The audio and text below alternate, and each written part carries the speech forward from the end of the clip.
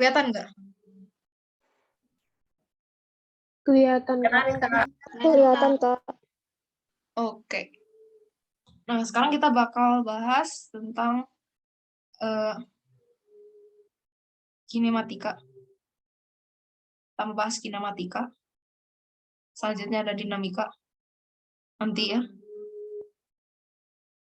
Selanjutnya ada usaha energi. Selanjutnya ada, ya nanti itu mah opsional lah kalau keburu. Nah, yang bakal kita bahas pertama-tama yang itu ada yang namanya kinematika. Apa itu kinematika? Kinematika itu cabang ilmu dari mekanika ya. Nah, ini tuh bahas tamatin tentang gerak suatu benda.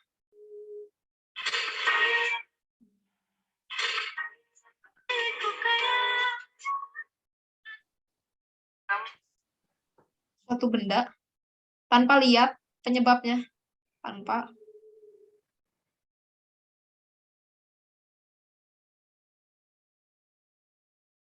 Nah, kalau misalnya kalian udah belajar nih di yang kelas 10 kan udah belajar tentang dinamika juga. Nah, kalau gerak itu dibagi jadi dua ya. Masuknya aspek kajian fisika yang ngebahas tentang gerak itu ada di mekanika. Nah, mekanika sendiri itu dibagi jadi, ya aku tulis aja ya. Ini mekanika sendiri dibagi jadi, ini mempelajari tentang gerak suatu benda, dibagi jadi kinematika.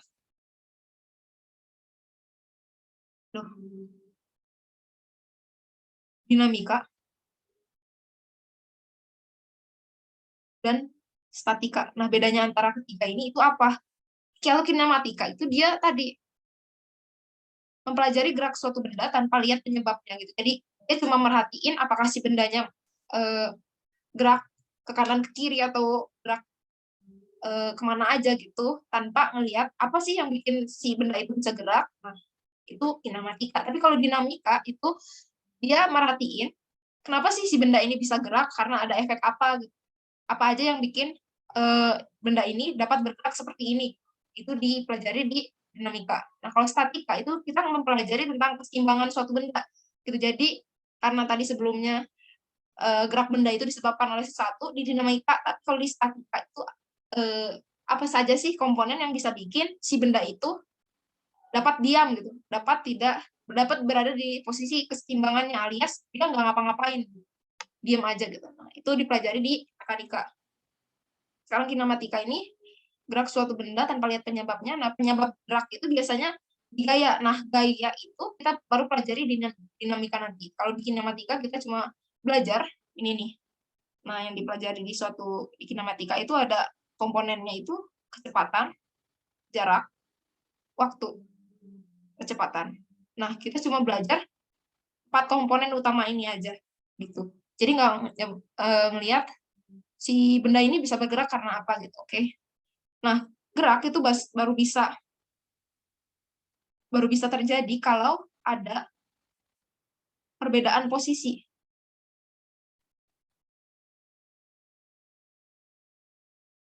Jadi contohnya ini misalnya mobil ini ada di titik A, terus tiba-tiba beberapa detik kemudian dia ada di titik B. Ini kan titik awalnya di A, titik akhirnya di B, berarti dia berpindah dong.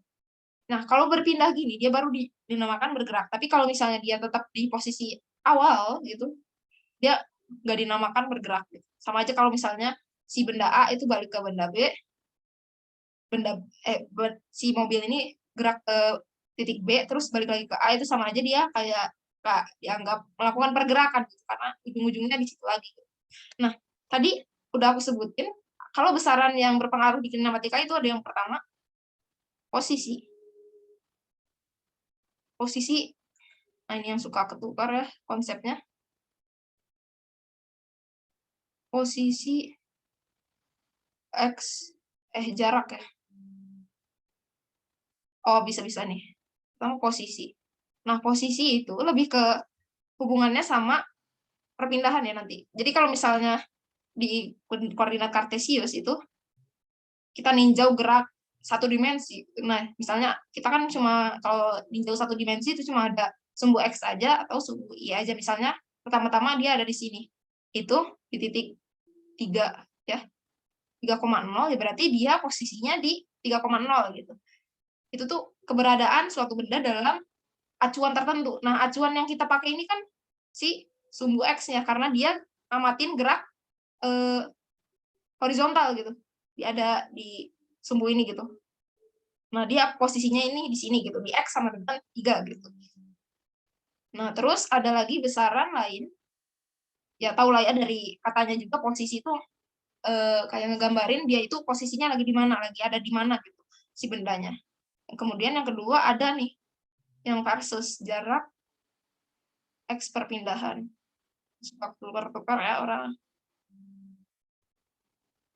Jarak X perpindahan, jarak itu kalau misalnya gini, dari lintasan A, lintasan B, lintasan C, lintasan D. Nah, misalnya ke sini, terus ke sini, ke sini. Ini 30, ini 40, ini 50. Nah, jarak dari titik A ke titik D, misalnya ini, berapa ya? 120 lah. Jangan. Ini 100 lah ya. Kalau misalnya kita ngambil tegak lurus ini, langsung dari A ke B itu, ke D.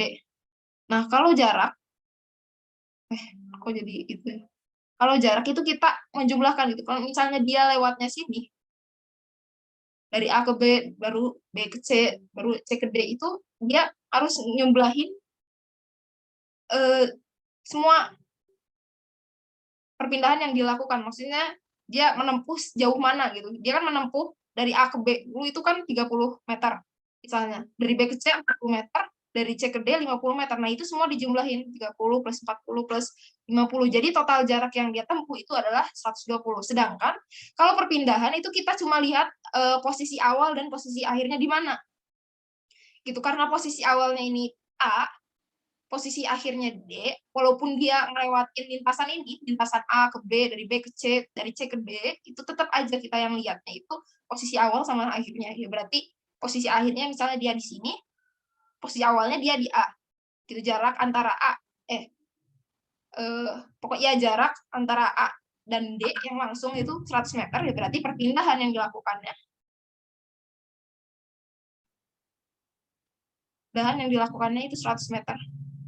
Bisa juga kayak gini, kalau misalnya dari A, B, C, D, terus dari dia pas sudah nyampe D, itu dia balik lagi ke sini, itu jaraknya bakal 2 kali lipatnya yang dia tempuh. Tapi kalau perpindahan, karena dia awalnya di sini, pindah ke sini dari D, terus balik lagi di akhirnya itu malah di A. Itu kan sama aja dia awal di A, akhir di A, ya berarti dia nggak melakukan perpindahan gitu. Itu bedanya jarak sama perpindahan. Terus saran selanjutnya itu ada ketiga ya, laju dan kecepatan. Nah, bedanya laju sama kecepatan apa itu? Kalau laju itu sebenarnya laju itu sebenarnya nilai dari kecepatan. Kan misalnya gini, atau kalau di ini kalau di apa sih di matematika ya, laju itu atau di fisika yang lebih advance-nya, laju itu kan laju itu nilai dari kecepatannya. Contohnya ini misalnya S sama dengan V kali T. Nah, atau V sama dengan S per T ya. Nah, S itu jarak yang ditempuh oleh benda. Jarak yang ditempuh oleh benda per selang waktunya. Jadi, tadi kan kalau misalnya ini, dia awalnya dari A ke D, ke B, ke C, ke D, terus balik lagi ke titik A, itu dia jaraknya kan sama aja kayak bolak-balik ya, dari ini. 120 dikali 2 sama dengan 240 ya. Dia menempuh jarak A, B, C, D, D, C, B, A itu sama dengan 240 meter. Gitu. Nah, berarti laju dia sama melakukan pergerakan ini itu sama dengan misalnya selang waktunya itu 240 per 10. 10 detik ya, bolak-balik itu tadi. Berarti 24 meter per second. Nah, kalau misalnya kecepatan, itu dia hubungannya sama besaran perpindahan gitu. Jadi dia lihat posisi awal dan posisi akhirnya aja. Karena dia posisi awalnya di A, posisi akhirnya di A juga, berarti dia nggak melakukan perpindahan, atau perpindahannya sama dengan 0/10, sama aja 0 meter per second gitu. Nah, itu bedanya laju dan kecepatan. Kalau dihubungin sama konsep vektor, tahu vektor kan ya? Vektor itu kayak apa ya? Besaran yang kayak penunjuk suatu arah dari besaran. Misalnya kan ada besaran skalar, ada besaran vektor. Nah, vektor ini tuh penunjuk arah dari besaran tersebut. Ini kecepatan itu besaran vektor, kalau laju ini besaran skalar. Skalar itu yang kayak cuma punya satuan doang. Ini kan satuannya sama-sama meter per second ya. Cuma bedanya kalau laju itu dia nggak nunjukin arahnya kemana. Jadi dia cuma ngitung nilainya aja. Tapi kalau kecepatan dia ada pengaruh dari arahnya. Jadi misalnya dia bergerak ke kanan sama dia bergerak ke kiri, dia itu beda nilai kecepatannya. Itu bakal misalnya ini positif, ini negatif. Ini cuma nunjukin arahnya aja ya gitu. Maaf aku nggak bisa nulis rapi ya. Ada nanti lah ya pas bagian dinamika aja coba. Ke sini. Terus apa lagi? Ya tadi kecepatannya itu cuma konsep aja, konsep pengantar. Kecepatan itu tampangnya gini ya, ini tuh tanda vektor ya. Kalau dia nunjukin besaran vektor delta X atau delta S per delta T. Nah, ini buat menghitung kecepatan secara umumnya ya.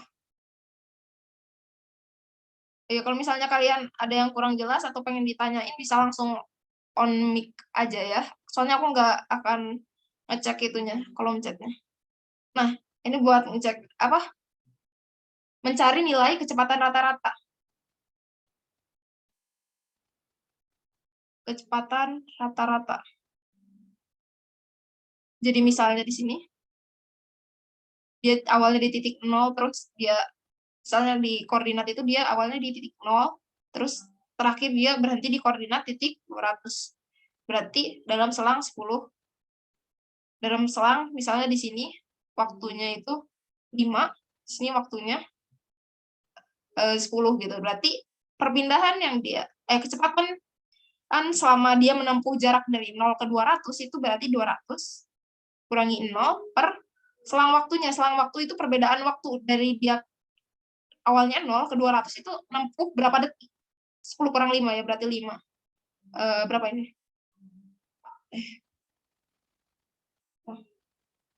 40 ya. Berapa sih kok jadi error-nya? Ya benar-benar 40. Ya gitulah pokoknya. Nah, kenapa ini cuma aku sebut sebagai kecepatan rata-rata aja? Ada nih soalnya konsep lain yang berhubungan sama materi kalkulus sih sebenarnya, turunan gitu. Ini buat dx per dt.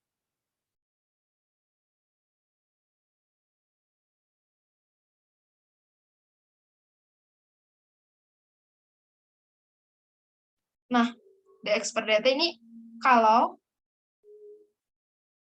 selang waktunya sangat singkat. Ini sebenarnya pelajaran di turunan ya. Selang waktunya sangat singkat.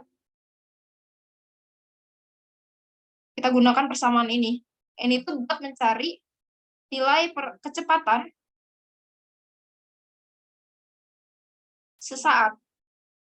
Gitu. Contohnya, kalau misalnya aku punya persamaan pi t ya, ini maksudnya fungsi kecepatan dalam variabel waktu gitu dibacanya. Soalnya variabel waktu ya berarti dia beda-beda gitu kecepatan di setiap detiknya gitu. Misalnya di detik pertama dia kecepatannya beda-beda. Nah, kenapa makanya dinamain kecepatan sesaat gitu. Jadi di detik pertama dia kecepatannya misalnya 5, di detik selanjutnya itu cuma 1 gitu. Di detik selanjutnya ternyata min 3 gitu ya. Gitu ya. Bergantung sama variabel waktunya. Misalnya punya 30 min 4T kuadrat plus 3T. Bukan. ST ya harusnya. Sama aja sih. Kalau tadi itu berarti kecepatannya bergantung sama waktu juga. Nah, ini juga berarti si jaraknya bergantung sama waktu. Jadi jarak di detik pertama, detik kedua, dan seterusnya itu bakal beda. Misalnya ST-nya sama dengan sekian, terus cari kecepatan di saat detik pertama gitu. Berapa gitu. Nah, untuk mencari kecepatan saat, berarti kecepatan saat dimintanya ini detiknya sama dengan 1, waktunya sama dengan 1 second. Berapa? Nah, tinggal kita turunkan saja, karena ini dx per dt, atau lambangnya ini bisa S, bisa X gitu ya. Karena kecepatan itu dx per dt, berarti kita, ini lambang turunan ya, operator turunan. Jadi buat nurunin suatu fungsi, misalnya fungsinya S ya, berarti sama dengan d st per dt. Jadi fungsi ini maksudnya fungsi ini diturunkan terhadap variabel t. Gitu. Berarti tinggal turunin aja. Konstanta diturunin jadi 0, min 4t kuadrat diturunin jadi ini pindah ke bawah, kali ke 4, min 4, min 8, sisanya pangkatnya kurangi 1, di min 4 kali 2 kali t, 2 min 1 ya. Berarti ini tinggal 3 aja. Ini berapa ya? Min 8t plus 3. Ini kita dapat fungsi dari si kecepatannya. Nah, yang diminta kan itu fungsi besar kecepatan saat di detik pertama. Misalnya berarti kita tinggal langsung substitusikan aja. Ini 8 kali 1 ditambah 3. Ini berapa? Min 5 ya. 5 meter per second. Ini artinya bukan kecepatannya negatif, tapi arahnya aja. Kalau kita tetapin sumbu positifnya itu sumbu X, ya berarti minus 5 meter per second. Kita bergerak 5 meter per detik ke kiri gitu. Artinya. Oke, lanjut. Udah ya. Yang selanjutnya ada yang namanya percepatan. Nah, percepatan itu tuh perubahan kecepatan ya. Atau sama aja bisa kita tulis A itu sama dengan delta V per delta T. Ini sama kayak yang sebelumnya. Analoginya sama kayak yang kecepatan, itu dia buat menghitung percepatan rata-rata. Sama kayak yang tadi ya ilustrasinya. Rata-rata gitu. Untuk rumusnya sama aja. Nah, buat untuk nyari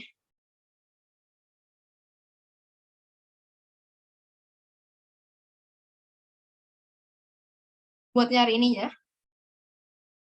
buat nyari percepatan pada saat tertentu atau percepatan sesaat, itu kita tinggal turunkan aja fungsi dari T.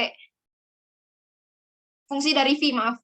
Ya, diturunkan aja terhadap variabel waktu. Kayak gitu.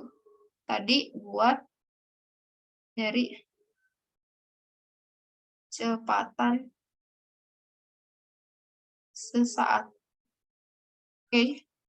Ini pengantarnya, ya maaf berantakan ya. Aduh. Soalnya banyak yang kita kejar juga. Lanjut ke apa ya? Udah dapat pengantar tadi.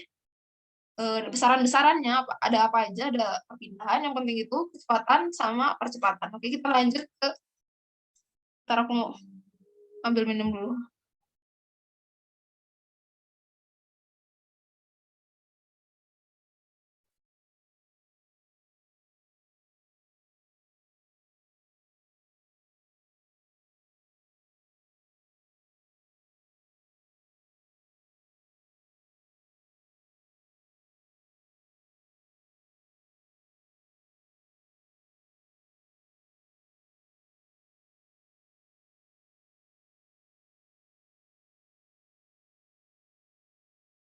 Udah kelihatan belum aku share screen nih? Aku mau ngambil minum dulu ya, kalian boleh ngerjain ini. Yang nomor 18.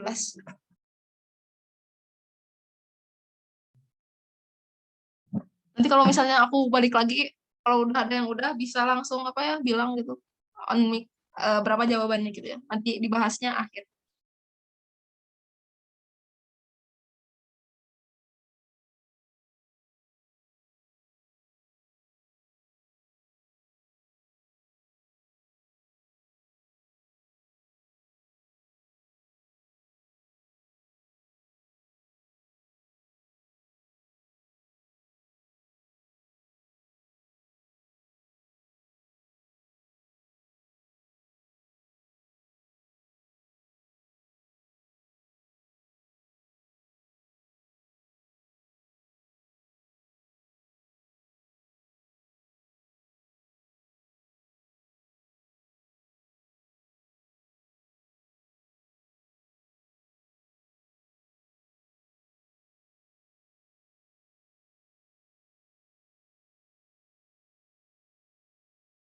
Oke, kayaknya lanjut dulu aja ya.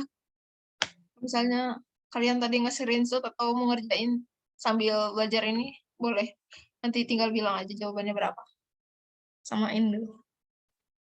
Kita lanjut dulu ke materi berikutnya. Oh iya, aku belum pernah nambahin. Ini karena dia itu berupa fungsi terhadap waktu ya, terus bisa kita turunkan gitu ketika kita mau nyari udah online belum sih? Oh udah ya. Terus bisa kita cari turunannya gitu, itu sama aja kalau misalnya kita buat ilustrasi di grafiknya. Mana sih? Kita buat grafiknya ya dulu. Misi, aku mau ganggu bentar. Itu abis nanti kalian selesai, jangan lupa isi itu ya, link di feedbacknya. Udah aku kirim. Bentar. Salah. Udah aku kirim di chat ya. Ntar jangan lupa isi feedback, teman-teman. Makasih. Masih juga Fitri. Ya, ini kita lihat hubungan grafik dari posisi terhadap waktu itu kayak gini. Bakal lihat grafik linier ya. Oh enggak, jangan dulu kita bahas ini. Enggak, ya nanti aja itu. Dimasuk ke GLBB. Oke. Sini dulu pindah ya. Ini kayaknya nanti aku bikinin catatan baru aja ya, soalnya kalau ngajar gini nggak akan rapi aku. Nanti aku bikinin yang lebih rapinya sama ada penjelasannya lah ya. Kita maaf ya guys, berisik di sini. Grafik, jangan.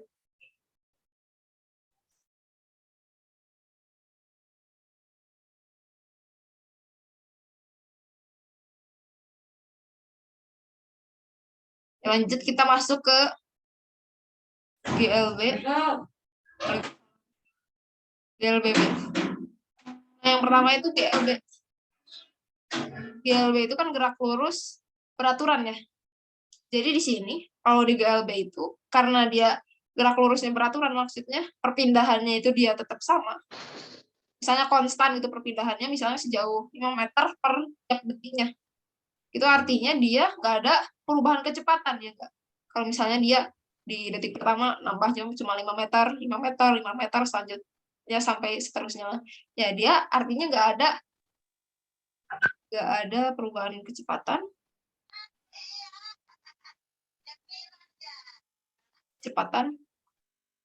Terus ini aku nggak apa-apa ya singkat-singkat soalnya masih panjang ini materinya. Biar keburu lah nanti bahas soal. Nggak ada perubahan kecepatan, artinya si kecepatannya sama dengan 0. Kan tadi kalau misalnya nggak ada perubahan kecepatan, mana sih tadi? Nah ini nggak ada perubahan kecepatan, berarti ini atasnya 0 kan ya? Kelihatan nggak ini aku kursornya? Ininya sama dengan 0, ya berarti percepatannya 0 juga gitu. Nah sekarang kita bahas grafiknya. Grafik GLB. Nah kita lihat ada dua grafik kan.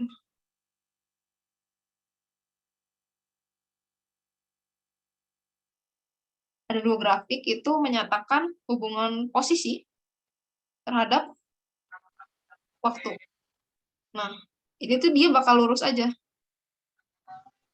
Kenapa? Karena tadi dia selama tiap detiknya dia gak ada perubahan si penambahan posisi gitu. Jadi dia dengan kecepatan sekian gitu terus bikin posisinya juga tiap waktu itu nggak berubah banyak gitu, nggak terjadi perubahan kecepatan gitu. Jadi kecepatannya konstan gitu, ditandai sama grafik lurus kayak gini, garis lurus. Kalau misalnya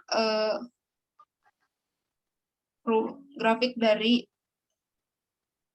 jarak terhadap waktu, terus ini ada grafik buat ini.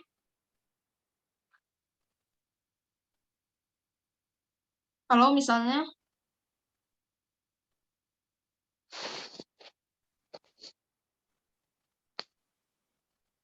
ini grafik percepatannya ya, percepatannya. Jadi maaf. Ini kalau kecepatannya konstan, ini kalau misalnya dia ada kecepatan awal gitu. Ini kecepatan awal, terus ini ada, bingung guys. Misalnya jarak awal, terus di sini ada I kali T. Pokoknya. Ya, udah aku lupa lagi kalau misalnya soal grafik itu. Gak terlalu ini di kinematika sebenarnya, nanti dinamika aja lah. Nah, ini hubungan grafik antara S dengan T, antara jarak dan waktu. Gitu, kalau misalnya yang ini, si kecepatannya konstannya, grafik yang ini bisa dilihat tuh. Kecepatannya sama aja, nggak ada perubahan. Tapi kalau misalnya yang ini, itu kita bisa nyari si besar kecepatannya dari, atau besar jarak totalnya itu S, T, itu bakal sama kayak S0 ditambah Pi dikali T. Itu karena dia ada perubahan jarak ya. Kan kalau ini jaraknya nggak berubah ya kelihatannya. Jaraknya tetap segini aja, ini sumbu Y-nya. Tapi si waktunya terus bertambah gitu. Kalau yang ini persamaannya kayak gini, karena dia si jaraknya itu ada perubahan, ini awalnya S0 terus di atasnya S gitu. Nah, rumus S sendiri, karena rumus S sendiri itu V kali T, berarti buat cari jarak total di grafik yang ini itu ST sama dengan S0 ditambah V dikali T gitu. Oh maaf, lupa. Ini pantesan aku bingung, ya ampun, ini grafik V terhadap T. Karena V-nya konstan, ya berarti dia grafiknya gini. Maaf banget ya, sumpah. Ini harusnya grafik V terhadap waktu. Karena tadi dia bilang kalau di GLB itu kecepatannya konstan, ya makanya kenapa dia cuma garis lurus doang. Gradiennya 0 ya. Dia nggak ada perubahan kecepatan konstan. Nah, kalau ini grafik S terhadap waktu, atau posisi terhadap waktu, karena dia posisinya tiap itu pindah, nah perpindahannya itu konstan sebesar gradiennya ya. Makanya dia, nah gradien itu sendiri apa? Gradien itu sendiri kan, kalau misalnya ini fungsi posisi, terus kita mau nyari gradien, ingat di matematika kalau gradien itu kan turunan dari suatu fungsi ya, f aksen x. Karena di sini kita punya grafik S terhadap T, atau fungsi S terhadap T, ya berarti turunan dari S terhadap T-nya itu sama dengan kecepatan. Gitu, makanya buat nyari kecepatan itu kita tinggal bagi ini. ST min S0 sama dengan V dikali T. Nah, T-nya itu besar gradien. V-nya itu besar gradien dari grafik ini. Buat nyari kecepatannya per T. Ntar ya, bentar lagi nih beres yang materi kinematika. Nah, terus ada juga GLBB. Sebenarnya ini jarang keluar sih kalau kinematika. Yang lebih sering dinamika. Kalau di kelas 10 materinya. Terus ada juga GLBB. Nah, kalau GLBB itu dia kecepatannya tidak 0, V-nya berubah-ubah. Nah, dibagi jadi gerak horizontal, pengelompokannya ya. Oh iya, ini yang kinematika. Ini yang lagi kita bahas itu kinematika satu dimensi ya. Jadi dia cuma bisa geraknya naik turun doang, atau ke kanan ke kiri doang gitu. Jadi makanya kita tinjaunya baru gerak satu dimensi dulu. Gerak dua dimensi nanti ada gerak parabola. Gerak vertikal, atas atau bawah. Ke bawah, sama gerak jatuh bebas. Oh ya, kalau misalnya ada yang mau nanya langsung on mic aja ya. Aku nggak akan buka itu soalnya. Kita tulis dulu aja persamaannya. Nah, persamaannya itu ada A dengan VT min V0 per T ini tadi, perubahan kecepatan terhadap waktu. Atau T2 T min T1. T0 lah ya. Atau delta V per delta T. Terus ada persamaan lainnya Y sama dengan V. Bukan ini. S sama dengan P dikali T min setengah P0 dikali T min setengah plus minus setengah AT kuadrat. Terus ada juga VT kuadrat sama dengan P0 kuadrat min 2AS. Sama terakhir itu ada T sama dengan P0 plus minus A. Nah, ini sama aja ya kayak ini. Ya. Nah, ini yang jadi persamaan patokan kita ya buat nanti menghadapin jenis-jenis gerak di GLBB gitu. Nah, yang bakal aku bahas ini persamaannya bisa dipakai di mana aja sih sebenarnya? Bisa dipakai di ketiga-tiganya, cuma yang khususnya ini kalau vertikal atas bawah ya berarti dia S-nya itu berubah jadi, kalau ini biasanya kan jarak horizontal misalnya dari sini ke sini. Ini 0, ini 200 ya berarti jarak horizontalnya itu cuma 200. Terus kalau misalnya gerak vertikal kita ganti jadi ketinggian gitu ya. Nah, untuk vertikal atas atau bawahnya gimana? Kalau misalnya benda dari bawah posisinya kan dilemparin ke atas ya berarti dia lagi ngalamin gerak vertikal ke atas. Nah, kalau dia lagi dilempar ke atas gitu, otomatis dia kecepatannya itu bakal pakai percepatan gravitasi, maaf. Yang ngaruh di sini percepatan gravitasi. Terus dia kalau dilempar ke atas kan berarti dia punya kecepatan awal. Aku tulis aja ya. Gerak vertikal ke atas.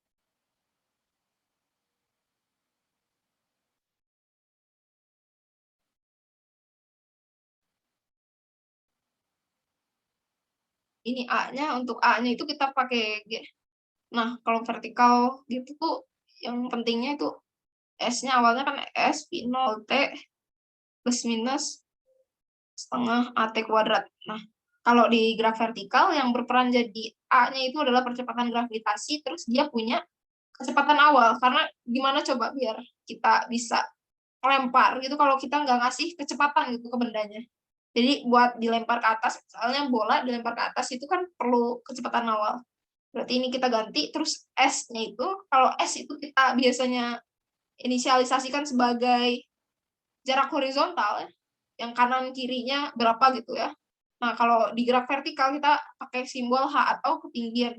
Ini V0 kali T tetap plus minusnya. Nah, karena dia gerak vertikal ke atas, otomatis kan kalau misalnya arah percepatan gravitasi kan ke bawah ya. Dia kan berlawanan. Ini kalau dia geraknya ke atas ya berarti jadi negatif. Negatif setengah, A-nya ganti jadi G, setengah GT kuadrat. Ya, gitu. Terus yang bawahnya juga sama, berarti pi P kuadrat sama dengan P0 kuadrat min 2GH. Gitu. Nah, kalau ke bawah berarti dia tandanya bakal jadi positif gitu, karena dia searah gitu sama arah percepatan gravitasi gitu, arah geraknya ya. Dia kan jatuh ke bawah sama kayak arah percepatan gravitasi gitu. Terus ini yang ini, gerak jatuh bebas. Oke, kita analisis dulu gerak jatuh bebas itu gimana. Kalau gerak jatuh bebas, maaf, itu ya. Ini misalnya dari tebing, atau apalah ini. Kita jatuh ini, atau kelapa lah ya, yang lebih gampang. Pohon kelapa gitu. Maaf, cacat. Pohon kelapa jatuh. Pohon kelapa jatuh. Kelapanya jatuh dari pohonnya gitu. Nah, ini tuh kan dia jatuh tanpa kita ngasih kecepatan kan, maksudnya dia jatuh sendiri gitu, karena mungkin udah kendor gitu di sininya, nggak nancap lagi sama itu, dia jatuh sendiri ke bawah, otomatis dia awalnya itu nggak ada persiapan jatuhnya gitu, kayak nggak disengaja. Kalau vertikal bawah dia tadi itu dia masih punya kecepatan karena kita melempar gitu. Kalau misalnya dari suatu gedung, kita berdiri terus melempar batu, gitu kita ngasih kecepatan ke si batunya, ngasih kecepatan awal ke batunya, terus ditambah dia geraknya ada bantuan dari percepatan gravitasi, otomatis nanti bakal lebih cepat kan jatuhnya. Nah, tapi di sini di gerak jatuh bebas itu dia nggak ada yang ngasih kecepatan awal. Jadi dia jatuh sendiri tanpa persiapan atau nggak disengaja gitu, nggak punya kecepatan awal, atau V0 sama dengan 0. Nah, percepatannya juga sama karena dia mirip kayak gerak jatuh bebas ya, cuma nggak punya kecepatan awal aja. A-nya itu bakal sama kayak G. Berarti kalau persamaan tadi A itu sama dengan V0T plus minus setengah GT kuadrat. Nah, di sini karena V0-nya sama dengan 0, berarti H-nya itu sama dengan setengah GT kuadrat. Untuk VT-nya juga sama. VT kuadrat sama dengan 2, sama aja ya. VT kuadrat sama dengan 2 GH gitu. Jadi kan tadi VT kuadrat awalnya sama dengan V0 kuadrat plus 2 GH ya. Nah, karena ininya 0, jadi sisanya gini gitu. Itu buat jenis-jenis gerak GLBB.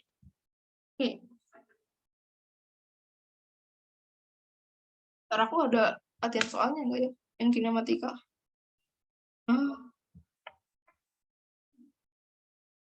Ini soal UAS aku ya. Nanti kita coba. Ini nih ada, coba. Aku belum ngerjain sih ini, tapi mudah-mudahan bisa lah ya, kebahas.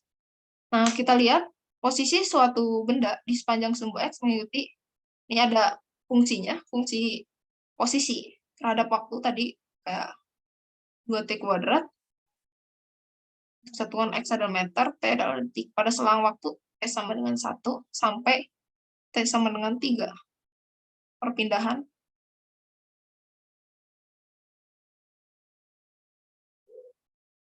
dan percepatan rata-rata.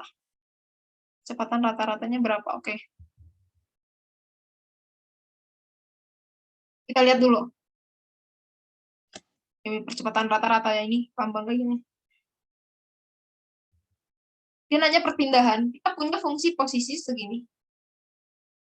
Nanya perpindahan. Perpindahan itu kan perubahan posisi ya, enggak?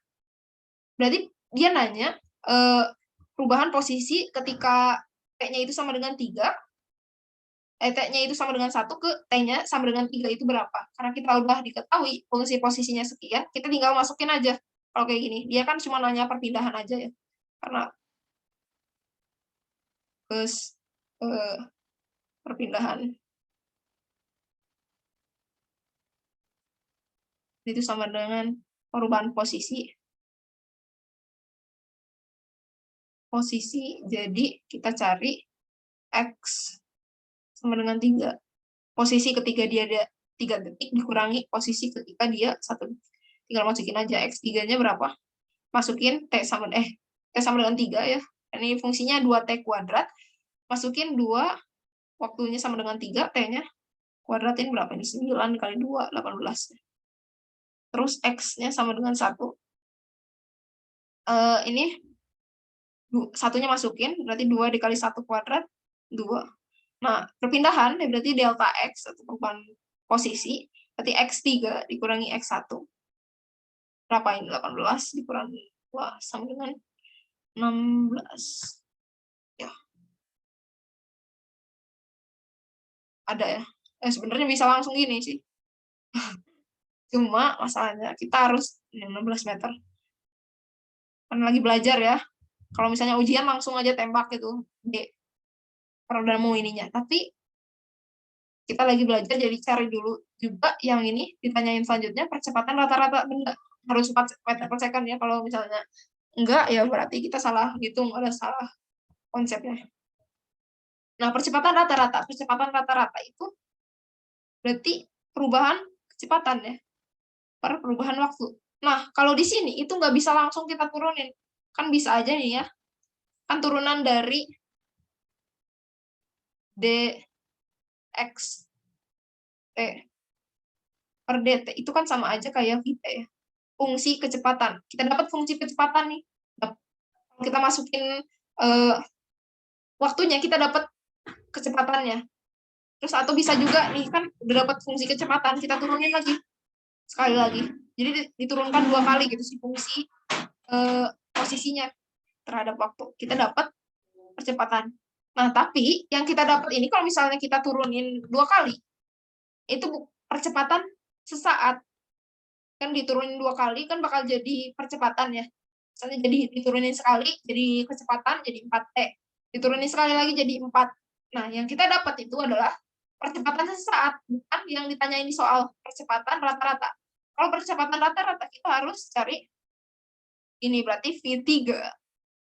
Yang karena dia dimintanya tinjau di waktu sama dengan 3 detik, V3 dikurangi V1 per 3 dikurangi 1, delta T-nya, selang waktunya ya. Ya, berarti kita harus nyari dulu. Kita cuma bisa nurunin fungsinya sekali gitu, buat nyari si V3 sama V1-nya. Jadi tadi XT-nya itu berapa? 2T kuadrat. 2T kuadrat berarti VT, kita turunkan. X aksen T turunannya ya. Ini tinggal turunin jadi 4T. Gitu. Nah, berarti kita bisa nyari V3-nya itu tinggal substitusiin nilai 3 ke sini. 4 dikali 3, 12. V1-nya 4 dikali 1, 4 ya. Nah, dari sini kita bisa tahu percepatan rata-ratanya itu V3 kurangi V1 per 3 kurangi 1 sama dengan berapa ini? 12 dikurangi 4 per 2. 8 per 2, 4 meter per second, benar. Kuadrat. Nah, ya udah benar kan? Nah, sampai sini ini untuk kinematika ada yang mau ditanyain? Boleh langsung on mic ya. Aku kasih jeda dulu lagi. Ada yang mau ditanyain?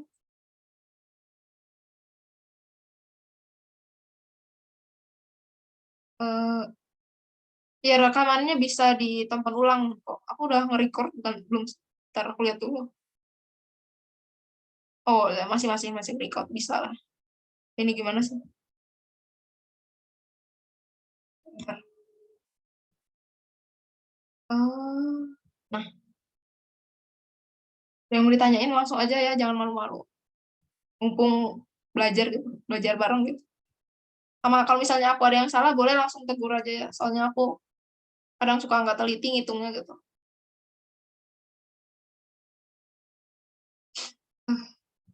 Nah, oke, kita bahas lanjut nomor 2. Sebuah benda bergerak pada bidang Px. Aduh, pusing aja. Mana ini deh. Tulisnya. Px. T kelihatan nggak sih?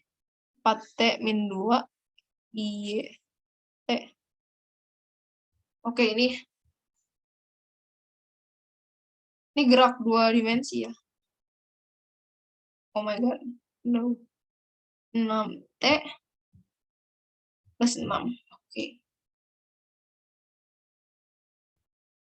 6 terus. Oh, boleh sambil baca dulu ya. Jadi, sebuah benda bergerak pada bidang XY dengan kecepatan Vxt 4T min 2 sama Vyt berarti komponen kecepatan ya. Jadi ini gerak 2 dimensi. Kalau gerak 2 dimensi itu dia punya 2 komponen kecepatan.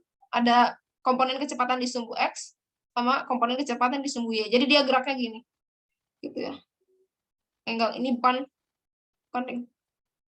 ya, itu kayak gerak parabola lagi, cuma ini gerak 2 dimensi secara umum ya. Dia punya kecepatan di sumbu X, punya juga kecepatan di sumbu Y. Kalau yang di sumbu Y-nya 6T plus 6, diketahui pada saat T sama dengan 0, benda berada di X0 sama dengan 1, Y0 sama dengan 2. Nah, dengan demikian pada saat T1, jarak benda itu dari posisi awal. Oke. Oh, oke. Dia nanya jarak, misalnya nih ya. Aduh. Dia di X0-nya itu sama dengan 1. Oh, ini sih. Di X0-nya itu sama dengan 1. X0 berarti posisi awalnya dia di sini. Y0-nya sama dengan 2 nggak sih? Aku lupa. Ya, berarti di sekitaran sini lah, di titik awal. X0, Y0. Nah, misalnya dia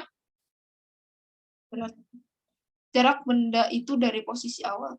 Dengan demikian, pada saat T sama dengan 1, jarak benda itu. Misalnya ini kan Misalnya setelah beberapa detik, setelah 1 detik tadi si bendanya itu udah bergerak sampai mana, misalnya di sini. Nah, dia nanya jarak antara 2 titik ini gitu. Oke. Kita sebelumnya dikasih tahu informasi kayak gini. Berarti kan ini kita harus nyari posisi si ininya ada di X berapa sama Y berapa ya enggak. Tapi di soal kita dikasih tahu ini si kecepatannya, fungsi kecepatannya. Kecepatan atau percepatan? Oh iya, kecepatan. Nah, kalau kayak gitu, oh iya, aku belum lupa jelasin ini dari posisi ke kecepatan. Kecepatan ini kalau diturunin sekali, diturunin nih. Diturunin. Dinaikin. Oh, ngaco ya ini. Diintegralin.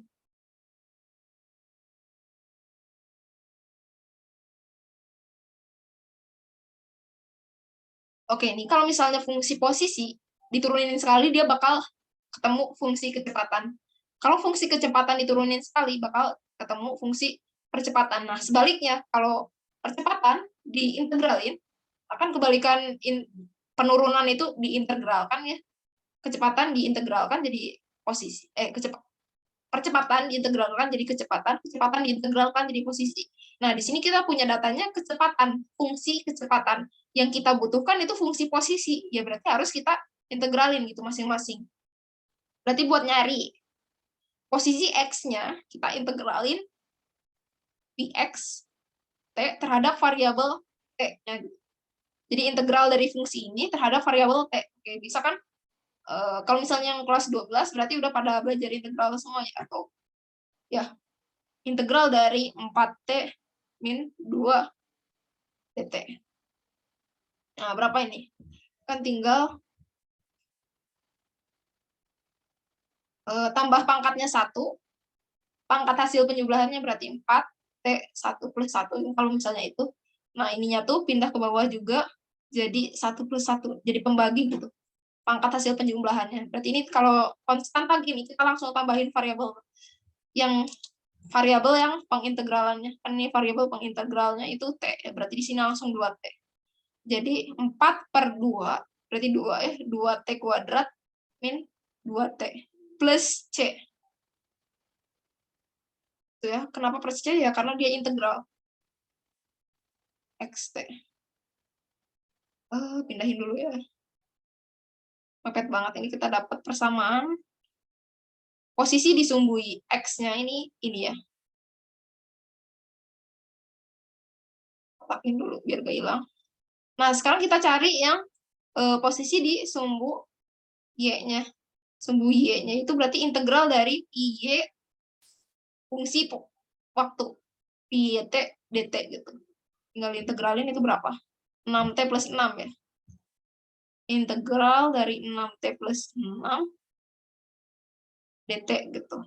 Ini kan berarti bagi pangkat hasil penjumlahannya. Berarti T pangkat 1 kan ini ditambah 1. Kalau integral itu nambah pangkat ya, berarti pangkat hasil penjumlahannya kan 2 ya. Jadi pembagi buat koefisiennya. Berarti 3T kuadrat. Ini kan kalau diturunin jadi 6T ya. Plus 6T plus C. Ini kita dapat fungsi Y-nya itu 3T kuadrat plus 6 plus C. Takin lagi. Oke, kita udah dapat nih 2 fungsi posisinya. Nah, sedangkan yang kita cari itu posisi ketika dia waktunya itu sama dengan 1 gitu. Cuma, di sini kan kita masih ada konstanta C. Ini C-nya beda ya. Konstanta C itu. Kenapa dia perlu ada konstanta C? Ya karena kalau misalnya turunan, bahas sedikit matematikanya lah ya. Soalnya 2x plus 5 sama 2x plus 6. Dia kalau diturunin kan sama-sama jadi 2x, sama-sama jadi 2x. Padahal ini dia fungsi yang berbeda gitu. Nah, makanya kenapa kalau diintegralin, diproses balik gitu, reverse, itu dia perlu sebuah konstanta gitu, bakal beda gitu ya. Gitu. Berarti kalau kita sebelumnya, kita ituin dulu lagi aja.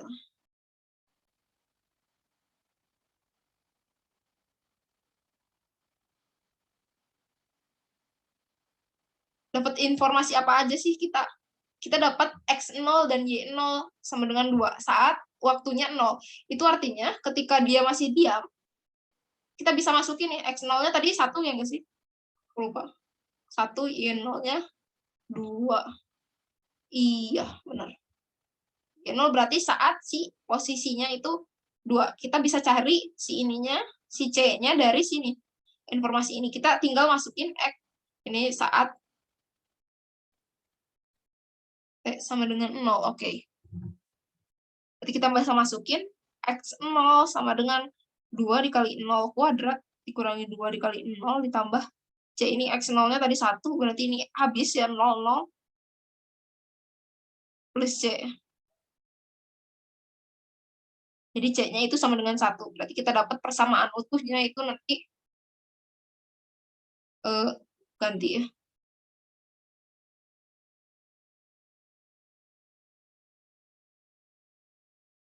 Plus 1. Gitu, ini persamaan lengkapnya. Tadi udah dapat konstanta hasil integralnya. Nah, sekarang buat nyari yang konstanta C di Y0, di fungsi posisi Y, itu kita tinggal masukin juga Y0 berarti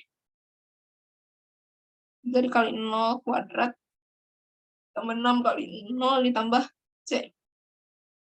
Ini 0 semua kan ya, habis jadi sisa C. Y0-nya tadi berapa? 2.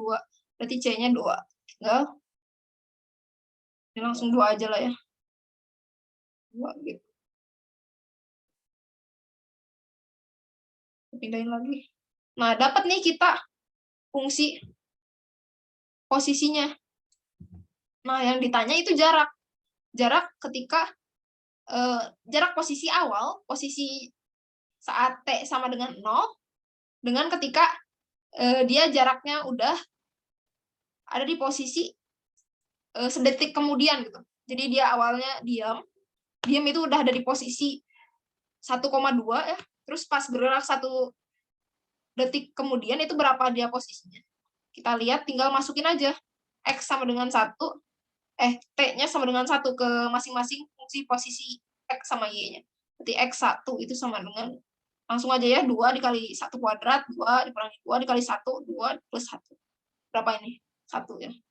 Nih, Y1-nya juga kita masukin 1 ke sini. Ini pengganti T-nya ya, substitusiin. 3 kali 1 kuadrat, 3 ditambah 6 dikali 1, 6 ditambah 2. Ini 9 tambah 2, 11 ya. Kita dapat nih data X0-nya tadi 1, Y0-nya tadi 2, terus X1-nya itu tadi 1, Y1-nya itu tadi 2. Nah, buat ngitung jarak ini kan udah ada X0, Y0, X1, Y1. Buat ngitung jarak kan rumus jarak itu tinggal akar, kalau misalnya ada 2 titik nih ya. Aduh. Ada 2 titik. Itu kan ini punya koordinat masing-masing ya. Ini juga sama.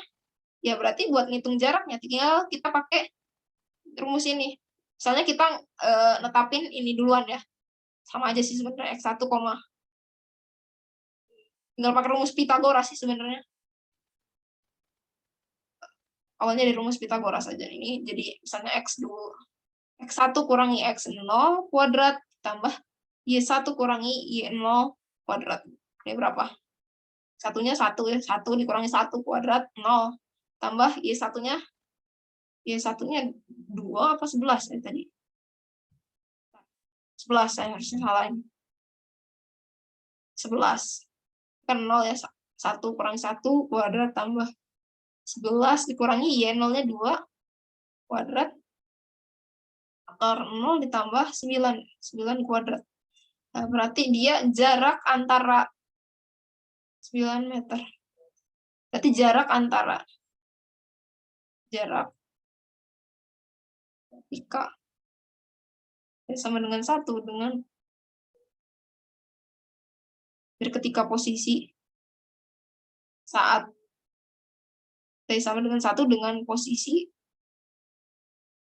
saat saat T sama dengan 0 dengan T sama dengan 1 itu 9 meter. Nah, sampai sini kinematika ada yang mau ditanyain?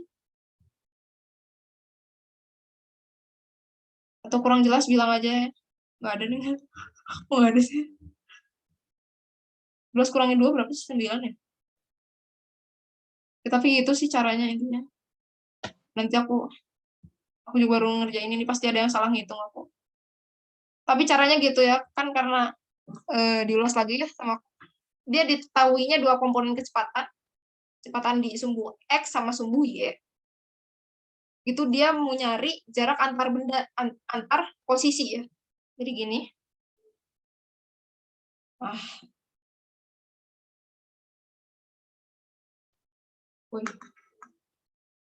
Jelas lagi. Misalnya titiknya di sini sama di sini. Nah, tapi dia diketahuinya kecepatan. Berarti kalau untuk nyari posisi, dia harus diintegralkan.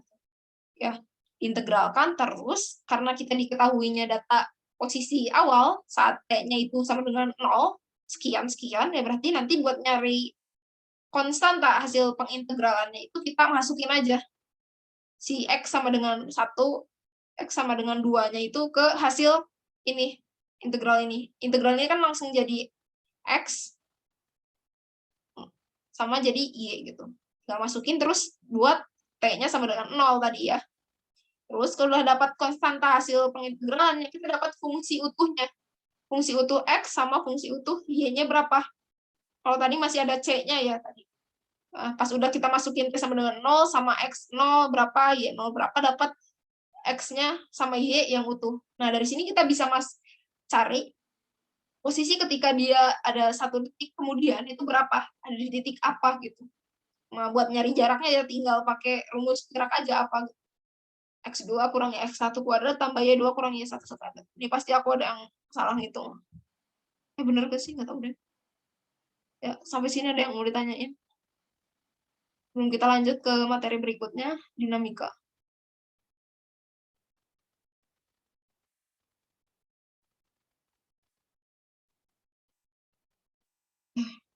Aku mau jelasin ini, muter-muter ininya. Ya, boleh lah, lihat dulu, aku ngambil minum lagi. Nanti aku bikin yang rapihnya lah habis ini. Ya, bikin catatan yang rapihnya, pembahasan. Oke, aku itu dulu ya.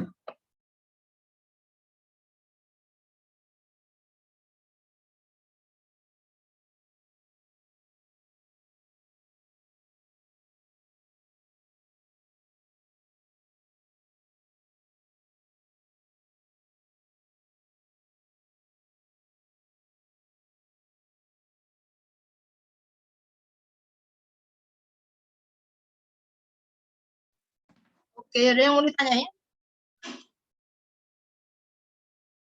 Nggak usah malu-malu ya. Langsung tanya aja kalau misalnya aku nggak jelas, jelasin yang mana emang nggak jelas sih sebenarnya. Acak-acakan gini.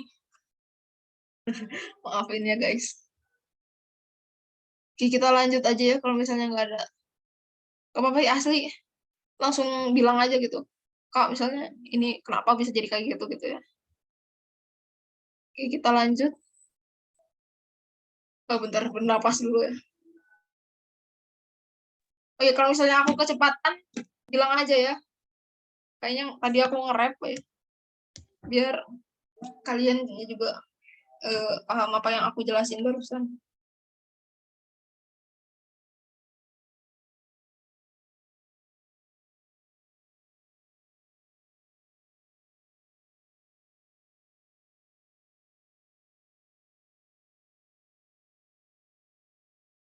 Oke, kita lanjut ke dinamika. Materi dinamika.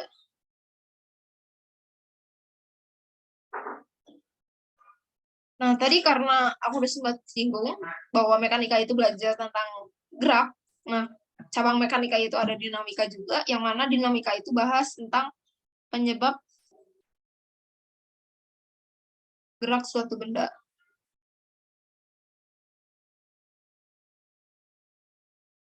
Jadi apa sih yang menyebabkan dia si benda itu bisa bergerak, kayak misalnya mobil bisa jalan gitu, itu karena adanya gaya. Biasanya berbentuk gaya itu ada gaya dorong. Bentuk gaya secara umum ya, bukan jenis-jenis gaya yang kayak gaya berat atau gaya normal. Gaya tarik. Sama gaya apa lagi aku lupa. Ya, intinya kayak gini lah ya. karena ada dorongan, ada tarikan atau apa, itu menyebabkan si benda dapat bergerak secara sederhananya. Terus kita bahas langsung, udah pada tahu kan ya, kira-kira bakal bahas apa? Ya, ada hukum 1 Newton. Nah, hukum 1 Newton itu ngebahas tentang kelembaman suatu benda.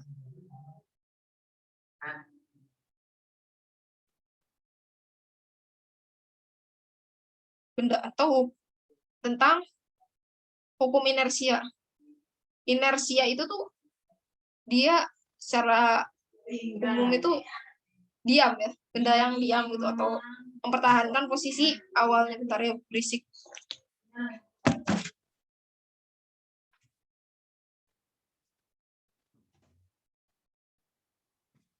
Lanjut lagi. Aduh.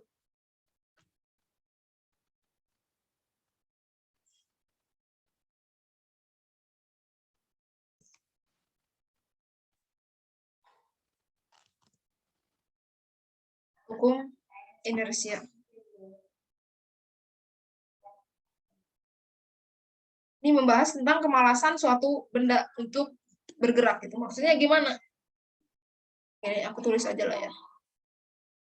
Suatu benda itu bakal cenderung mempertahankan keadaan awalnya.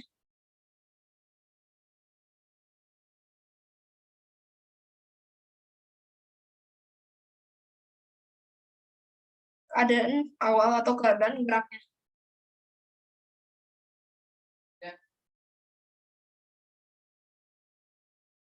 Jadi kalau misalnya awalnya itu dia udah bergerak gitu, udah bergerak nih, punya kecepatan atau percepatan sekian gitu.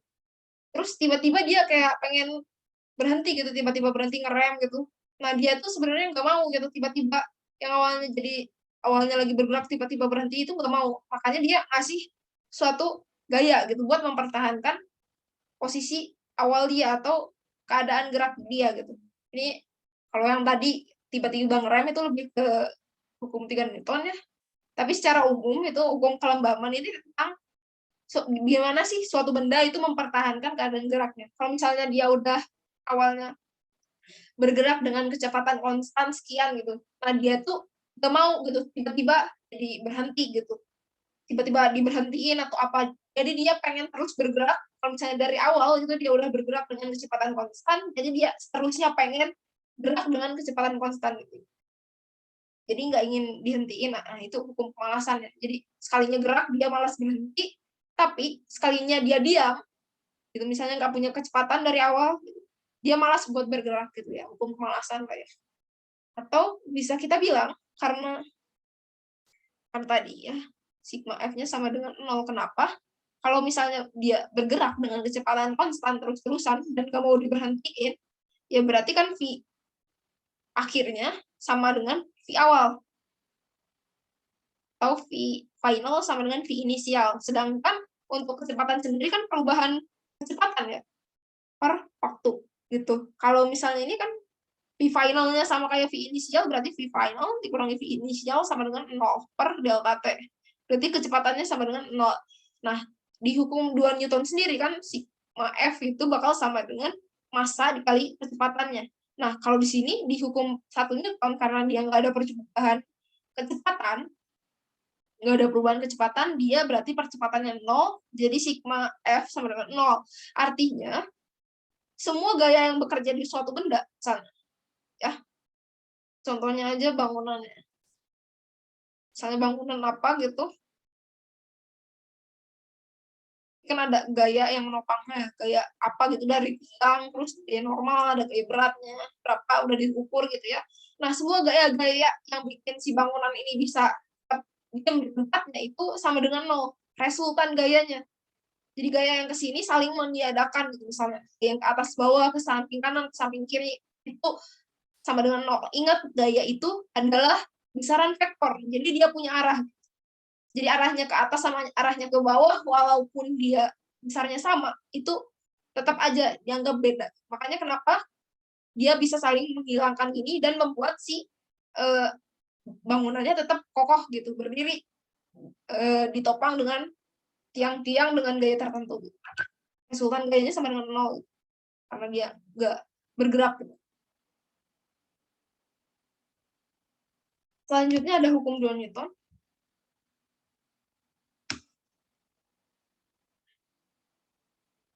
Hukum 2 Newton. Nah, hukum 2 Newton ini baru bahas kita tentang gerak suatu bendanya. Jadi benda itu mengalami percepatan.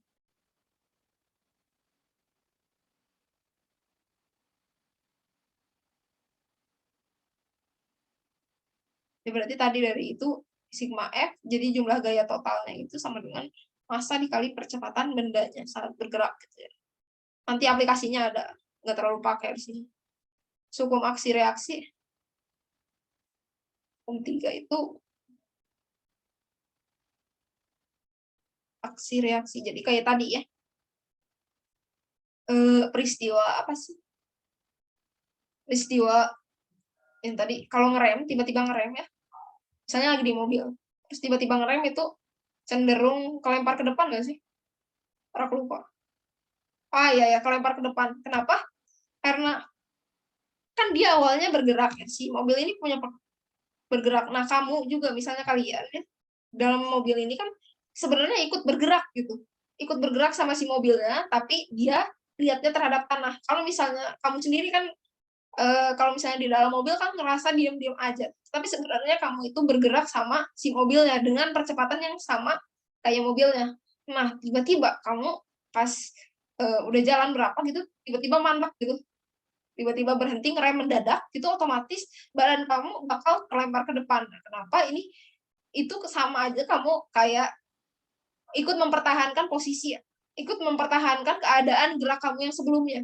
Kan kamu sebelumnya itu gerak bareng sama si mobilnya dengan percepatan yang sama, terus tiba-tiba percepatannya itu jadi berkurang drastis. Nah, itu kamu bakal bikin keadaan di mana kamu itu ingin mempertahankan posisinya. Gitu. Jadi ingin gimana ya ilustrasinya? Kan tiba-tiba berhenti itu kan dia ingin mempertahankan posisi atau keadaan geraknya sebelumnya. Keadaan gerak sebelumnya itu kan lagi maju ya, kalau kamu itu maju bersama si mobilnya. Tapi tiba-tiba diberhentiin ya otomatis dia tiba-tiba mundur gitu. Kayak seolah-olah ada gaya yang bikin si mobil kamu itu mundur, tapi kamu itu pengen tetap maju kayak kayak keadaan sebelumnya gitu. Maju bareng si mobil tapi si mobilnya berhenti, ya berarti kamu kayak tersentak ke depan gitu. Nah, itu gaya aksi reaksi gitu kalau di mobil ini.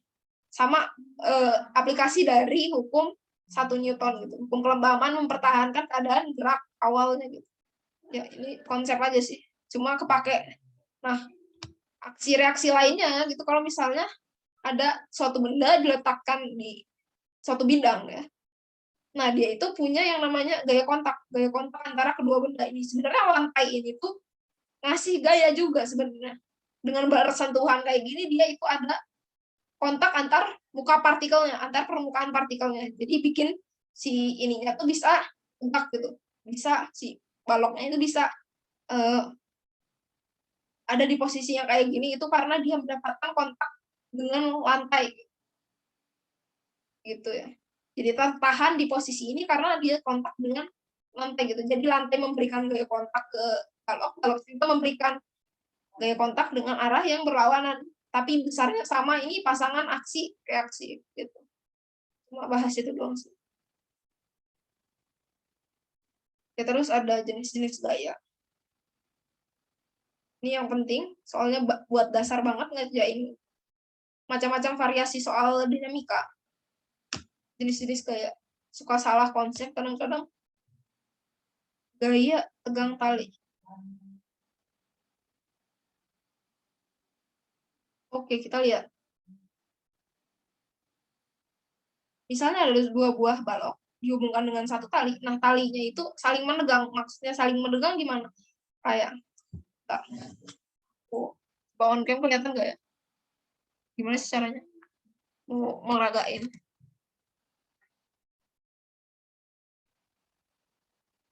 Nggak ada akunya. Oke. Kelihatan nggak? Nah, misalnya ada suatu tali. Aku pakai ini aja. Nah, ini tuh saling ditarik.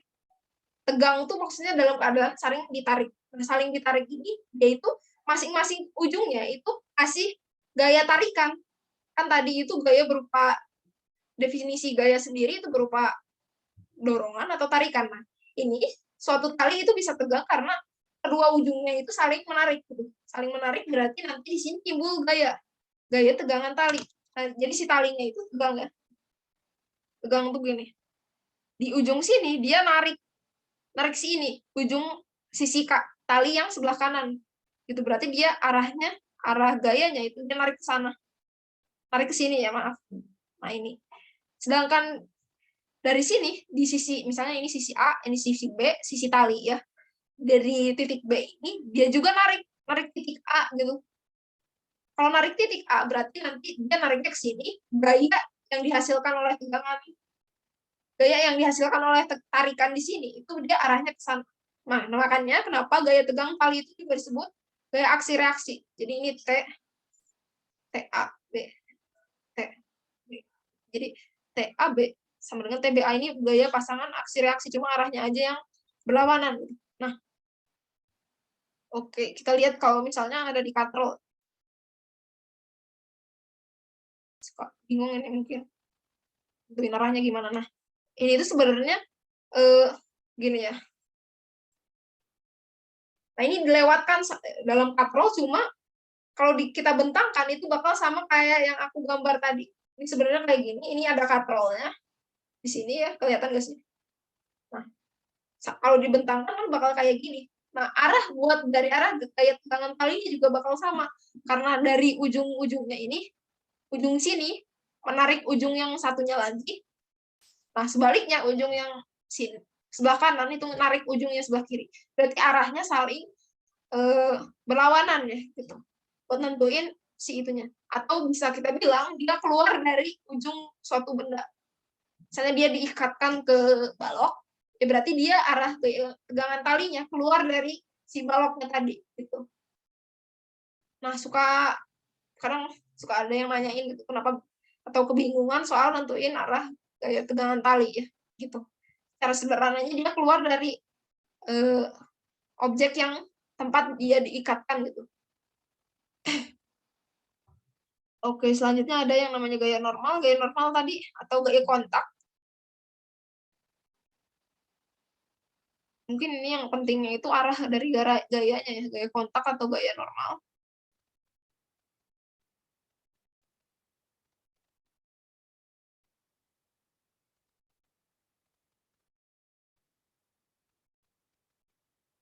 Misalnya suatu benda diletakkan di lantai gitu, ini kan kalau misalnya kedua permukaan suatu benda itu saling bersentuhan, nah itu sebenarnya partikel-partikelnya itu saling bertumbukan atau ada kontak antar muka objeknya. Ya, di sini ada interaksi lah pokoknya secara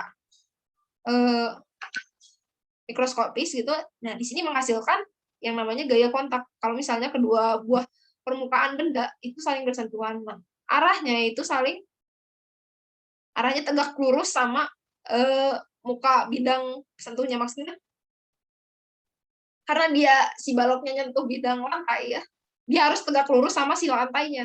Otomatis dia juga sini gaya kontak yang dirasain oleh lantai itu harus tegak lurus dari si baloknya gitu. Nah, ini gaya aksi reaksi ya, cuma karena kita nggak pernah ninjau si lantai, kan nggak pernah ya, maksudnya nggak terlalu guna juga ninjau lantai, itu kita sering itunya gaya kontak si balok terhadap lantai. Balok terhadap lantai ya, arahnya ya tegak lurus dari si lantainya gitu. Kalau di bidang miring ya berarti dia harus tegak lurus si bidang miringnya, nggak bisa kayak gini gitu. Ya, itu sih gaya kontak. Terus ada gaya apa lagi ya? Gaya gravitasi, gaya berat itu dia karena dia punya massa, otomatis dia bakal punya pengaruh gravitasinya dia punya gaya berat ke bawah. Arahnya itu selalu menuju pusat bumi, maupun mau dia di bidang miring gitu, dia bakal arahnya ke bawah. Nggak kan kayak gini atau gimana gitu ya. Terus ada apa lagi ya? Oh iya, ada gaya gesek. Akhir gaya gesek sama gaya sentripetalnya bisa lah. Gaya gesek. Nah, gaya gesek itu terjadi kalau misalnya si suatu benda dilewatin pada permukaan yang kasar. Permukaan yang kasar. Nah, efeknya apa? Kalau misalnya dia lagi bergerak ke arah sana, dia itu bakal menghambat. Ya, bayangin aja ya. Ya kebayang lah ya, kalau di aplikasi sehari-harinya, kalau misalnya kena gesekan, itu jadi kecepatan kita ada berkurang gitu. Nah, arah dari gaya gesek sendiri itu berlawanan sama arah gerak suatu bendanya.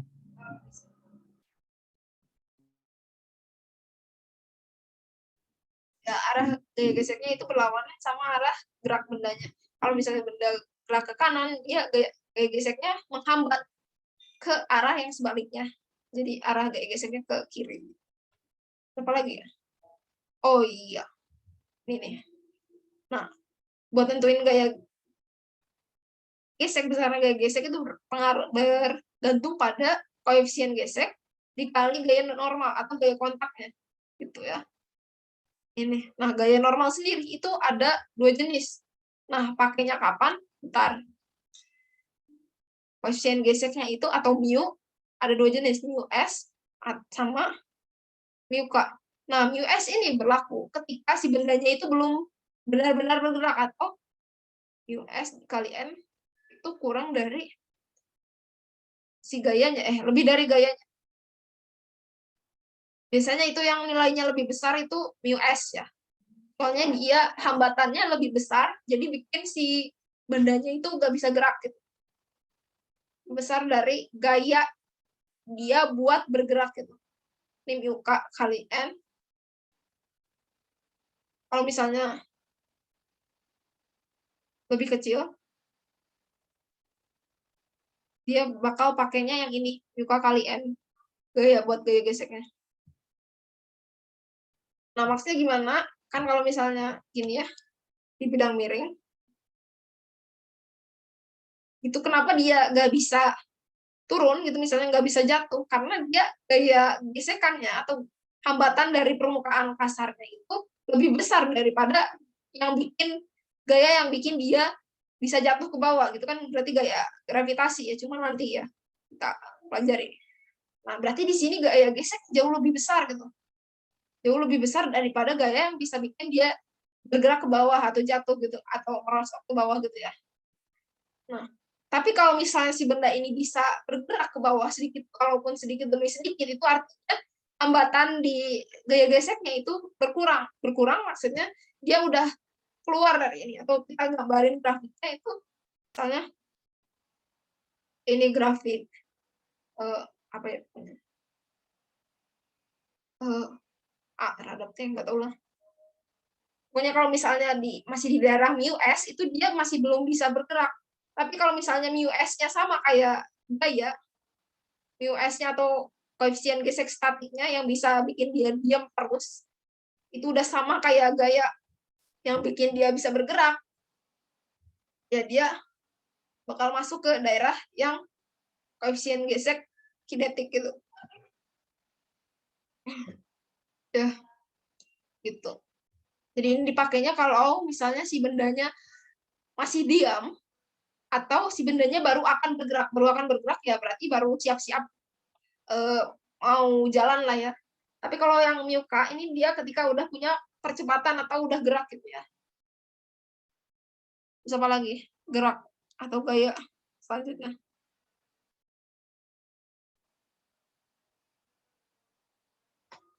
Ya, ini aku lupa nulis. Berarti Fs kurang dari F.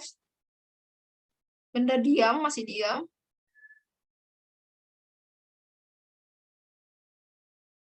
Fs sama dengan F. Benda tepat akan bergerak.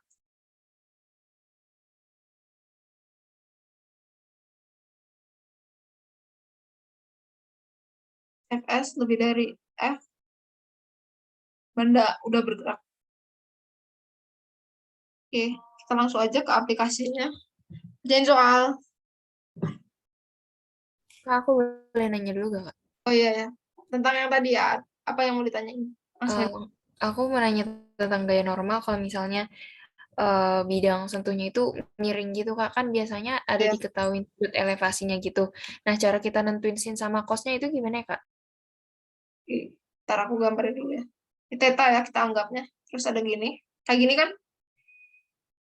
Iya Kak, kira-kira gitu. Ya, berarti kan kalau kayak gini kita uraikan gayanya dulu. Ini dia ada gaya berat karena dia punya massa. Terus gaya normalnya kan harus tegak lurus sama bidang sentuhnya ya. Berarti kayak gini. Nah, untuk kasus bidang miring itu kita biasanya memproyeksikan si gaya beratnya, bukan gaya normalnya. Kenapa? Karena kita anggapannya, kita ambil sumbu geraknya itu ngikutin bidang miring. Gitu. Kalau misalnya gerak biasa kan, misalnya gerak horizontal kayak gini kan, kita nggak perlu ngeproyeksiin apa-apa. Atau kalaupun ada gaya yang miring-miring ini, kita proyeksiinnya ke sumbu yang biasa ya, sumbu XY yang biasa. Gitu. Proyeksiinnya ke sini, berarti di sini. Kalau misalnya di sini theta, berarti ini ada F ya. F cos theta, ke atasnya F sin theta.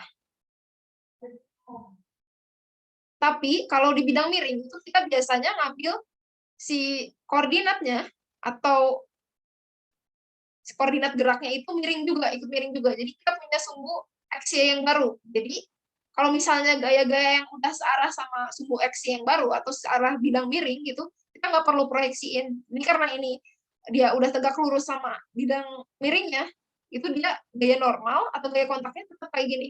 Kita nggak perlu proyeksiin kemana-mana. Cuma masalahnya di sini itu yang nggak sama kayak nggak searah, maksudnya kan bisa aja kayak gini atau di sini gitu ya. Ini kan masih searah ya anggapannya. Tapi kalau yang gaya berat itu kan udah melenceng ya. Ya makanya dia harus diproyeksiin ke sumbu barunya yang searah sama bidang miring.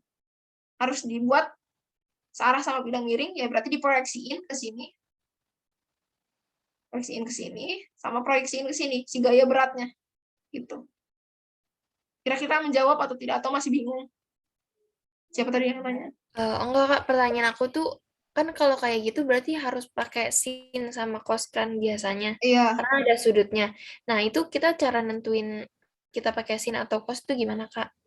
ya itu masalahnya. Oh iya ya. Itu harus diproyeksi ya, dulu. Oke, bentar. Iya, cara ngeproyeksinya gitu gimana Kak?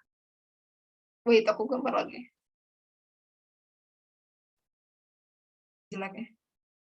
Nah, kalau misalnya kita ninjau kasus dinamika gitu, pertama-tama step pertama yang harus kita lakuin, gambar gaya-gayanya dulu yang bekerja. Analisis. Karena dia punya massa, berarti dia punya gaya berat. Gaya beratnya itu arahnya selalu ke bawah ya. Maupun mau bidang geraknya itu kayak gimana, arahnya selalu ke bawah, ke bumi lah, pusat bumi. Ini W, karena dia bersentuhan dengan bidang miring ya, berarti arah gaya normalnya ke sana.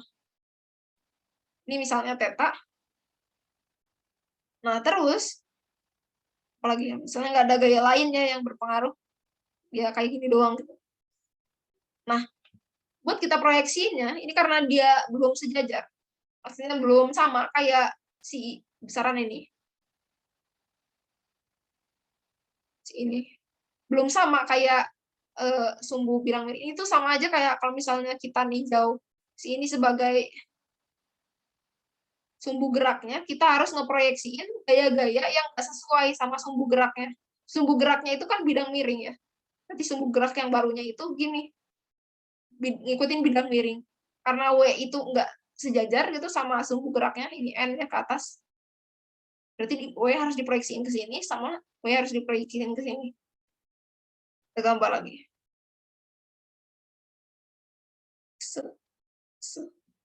Ini W, ini N. Nah, kita proyeksiin ke sini berarti W sama ke sini. Ini W apa? Theta ya. Ini W apa? Theta. Oke. Kalau misalnya aku buat mau proyeksiin sesuatu gitu daripada bingung-bingung, kan biasanya gini ya. Kalau misalnya ke sini ini F, kalau di sininya theta, di sini berarti F cos theta ya enggak? Sini F sin theta. Ini masalah trigonometri lah bisa kalian ulik sendiri mungkin. Tapi kalau dari aku singkatnya gini, kalau misalnya ini kan gayanya ya, si gayanya. Terus ini ada theta. Nah, berarti yang sebelahan ini gaya, ada sumbu lainnya, diproyeksiin ke sumbu yang sebelah theta-nya, itu dia bakal jadi cos, dikaliin sama cos. Tapi kalau misalnya di sini, ini kan diproyeksiin ke sumbu Y ya, si gayanya. Proyeksiin tuh kayak bikin duplikatnya ya, cuma ukurannya bakal jadi beda. Kalau di sini diproyeksiin ke sumbu Y, dia kan nggak ada sudut di antara hasil proyeksi sama gaya aslinya. Kalau nggak ada sudut tetanya gini, berarti dia dikaliin ke sin teta. Gitu. Kalau di sini kan ada sudut antara gaya asli sama hasil proyeksinya, berarti dikaliin cos. Gitu. Nah, tapi kalau di bidang miring gimana? Kita gambar gini. Aku kalau biasanya, bentar, susah.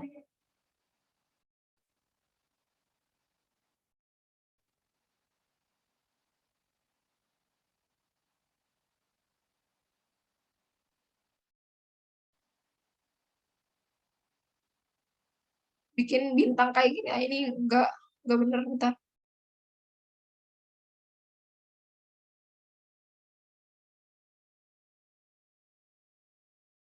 Nah, gini ya. Oke. Nah, ini kita lihat si tetanya di sini sama kayak yang bagian mana? Ini kan dia kayak gini ya enggak sih? Bentuknya gini. Nah, kita samain bentuk kayak gini tuh ada di mana? Di belah mananya? Sama kayak yang ini enggak? Kan ada di sini ya. Tuh kan sama ya. Ini bentuk kayak gini, gini. Nah, berarti dia tetanya ada di sini. Nah, kalau kayak gini kita bikin ini teta, di sini selang-seling gitu. Ini ada teta, ini enggak ada, ini ada teta lagi.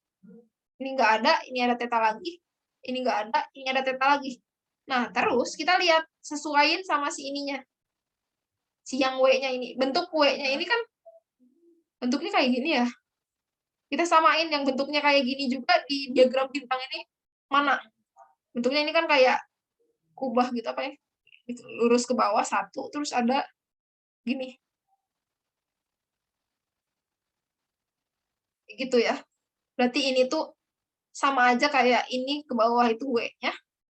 Ini karena dia ini kan hasil proyeksinya kayak gini kan. W apa kali teta, W apa kali teta. Nah, hasil proyeksinya karena dia hasil proyeksi ke sumbu Y baru yang sesuai bidang miring sama ke sumbu X baru. Karena di sini hasil proyeksi sama gaya aslinya itu ada tetanya. Berarti dia di sini kali cos teta.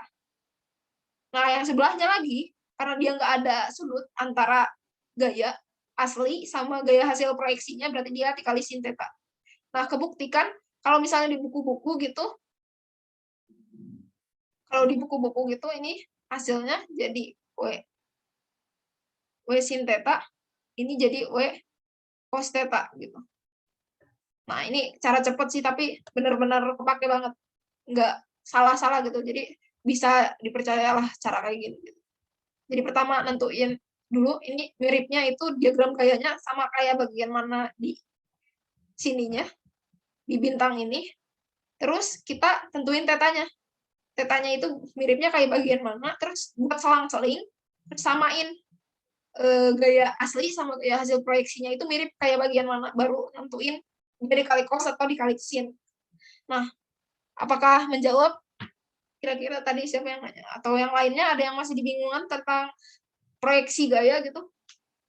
Kejawab banget, Kak. Makasih banget ya, Kak. Sip, mantap. Yang lain gimana? Ada yang masih bingung? Gitu ya, kita kalau ngikutin. Iya, kenapa? Oh, aman ya, aman. Atau ada yang mau nanya? Tadi dia bilang paham, Kak.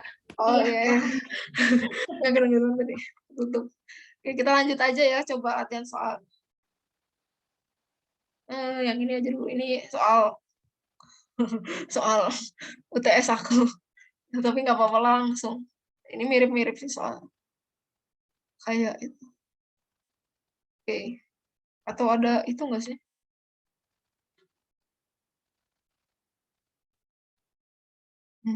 Oh, ini usaha energi nantilah.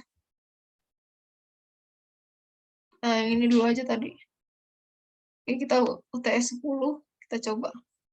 Dua buah balok M1 dan M2 saling dihubungkan melalui sebuah tali yang masanya dapat diabaikan. Balok M1 ditekan oleh F membentuk sudut terhadap. Nah, ini kita latihan proyeksi lagi ya. Koefisien gesek kinetik antara masing-masing balok permukaan adalah yuka dalam variabel M2F. Nah, ini kalian jangan kaget ya kalau misalnya harus nurunin rumus ini. Oh ya, tips dari aku, kalau misalnya ngerjain fisika itu mending nurunin rumusnya dulu aja. Kenapa? Karena kalau misalnya kita ngadepin soal yang panjang gitu, butuh penurunan rumus banyak, tapi kita udah masukin angkanya duluan, itu bakal kemungkinan salahnya itu bakal gede gitu, bakal ngabisin waktu. Kalau misalnya kita salah di akhirnya gitu, gak nemu jawabannya. Jadi kita bikin persamaannya dulu gitu, yang benernya. Gitu, jadi ya nggak apa-apa, jadi latihan nurunin soal membantu banget. Nanti aduh. Oke, terus tanya apa lagi? Koefisien gesek kinetik, berarti dia udah bergerak ya. Tentukan percepatan sistem dengan kali M1. Oke, dari sini kalau misalnya ada suatu sistem, kita biasa pertama itu harus nguraiin gaya-gayanya dulu yang bekerja di benda masing-masing benda. Kita tinjau yang benda satu, karena dia punya massa, berarti dia punya gaya berat. Berarti M1G, gaya berat itu massa kali percepatan gravitasi. Terus karena dia bersentuhan sama ini, dia punya gaya kontak, N1 ya. Nah, karena dia ditarik juga sama tali, punya tegangan tali, dia arah gaya tegangan talinya ke sini, atau langsung aja lah ya. Tuh, terus di T1, ini T2, dia ketarik oleh si benda 2 ketarik oleh M1 juga. Nah, ya udah, dia kalau di benda 1 dia cuma punya gaya ini aja, tapi kalau lihat kita benda 2, karena benda 2 punya massa juga, berarti dia punya gaya berat M2G, terus ke atas dia punya gaya kontak juga N2. Nah, tapi di sini ada, lihat, ada F-nya, dia didorong oleh suatu gaya F ke arah sini. Nah, kita proyeksikan nih. Proyeksikan lagi. Gaya-gayanya ke sumbu X dan ke sumbu Y. Ini hapus dulu aja ya ininya. Gaya tegangan talinya. Nah, gimana ini cara ngeproyeksiinnya? Oke. Di sini kan bakal jadi F kali apa, ini F kali apa. Oke, lihat. Sini kan sama aja kayak ini theta enggak sih? Ini kan sudut apa sih kalau di matematika tuh? Yang sudut. Nah, sudutnya itu pokoknya ada yang sama lah ya. Nah, gini, kalau di sini sudut yang ini bakal sama kayak sudut yang di sini gitu. Misalnya sudutnya 180, ini 180 juga. Nah, yang ini antara ini sama ini yang saling berlawanan itu bakal sama. Aku nggak tahu itu sudut apa namanya.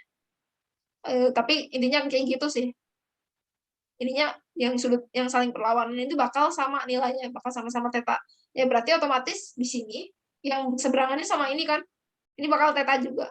Nah, tadi kata aku kalau misalnya mau proyeksi gitu, antara gaya hasil proyeksinya sama gaya aslinya kan yang ini. Set. Ya berarti di sini dikali cos theta, karena di sini nggak ada. Ini tetanya punya sini ya, bukan yang di sini. Ini kan nggak diapit sama sudut theta, ya berarti di sini kali sin theta. Gitu. Oke. Nah terus tadi ini ada T ya. Nah, kita tinjau untuk nyelesain kasus dinamika, kita tinjau masing-masing benda dulu.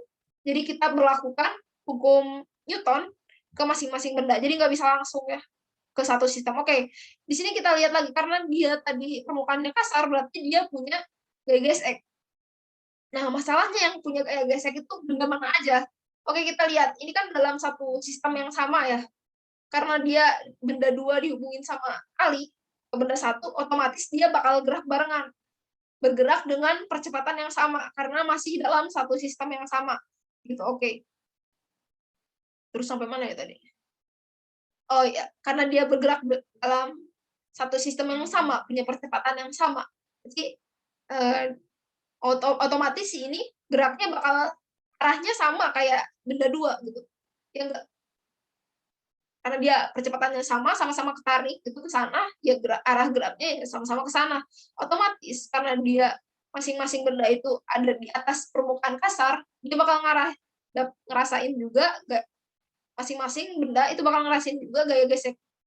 Gaya gesek yang arahnya berlawanan dengan arah gerak sistem. Arah gerak sistemnya kan ke sana ya, kiri. Ini karena si gaya F-nya itu ngedorongnya ke sana ya. Gitu.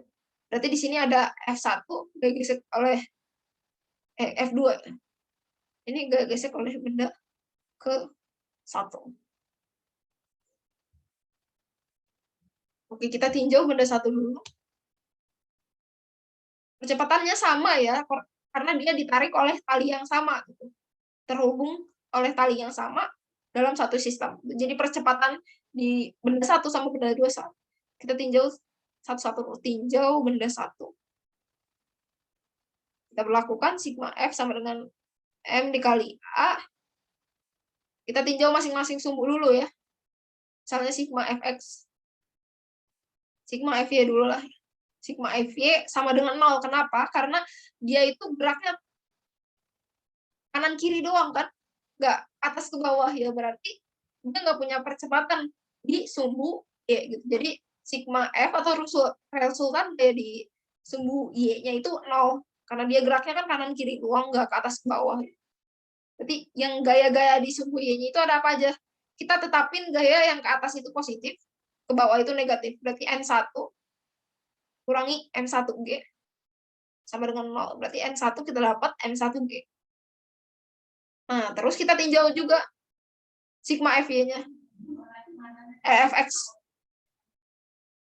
Resultan gaya di sumbu X-nya. Ini kan karena dia gerak di sumbu X ya, gerak ke kanan ke kiri akibat tarikan ini, benda 2, itu berarti dia M2 dikali, M1 deh, M1 dikali A. A-nya itu kan A1 ya, A1 itu bakal sama dengan A2, sama dengan A. Kenapa? Karena dia di satu sistem yang sama gitu. Nih, gaya-gaya yang ada di sumbu X itu ada apa aja? Ada gaya,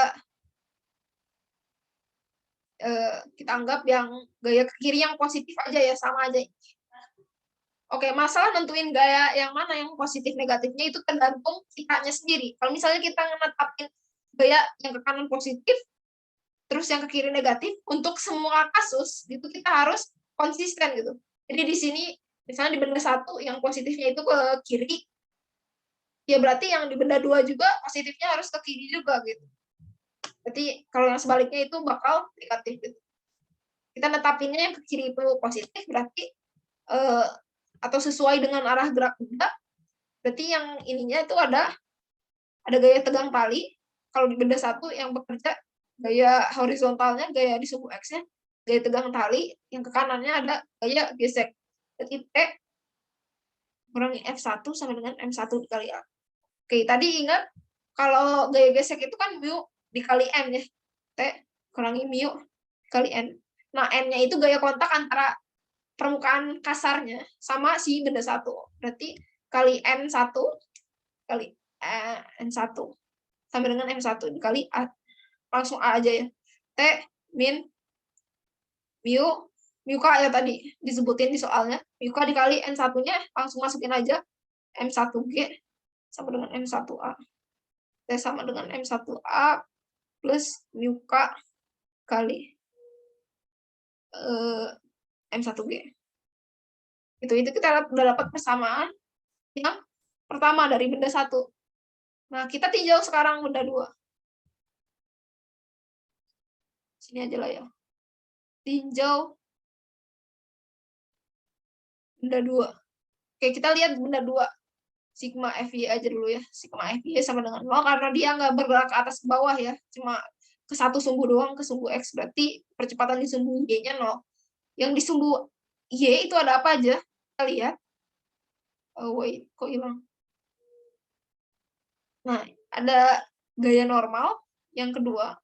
Terus ada juga gaya berat dari si benda 2. Terus ada ini nih, jangan lupa gaya F-nya, F sin theta. Gitu, berarti kita bikin tadi karena ke atas positif, berarti N2 dikurangi M1G. Dikurangi yang ke bawah lagi ada F1 F sin theta.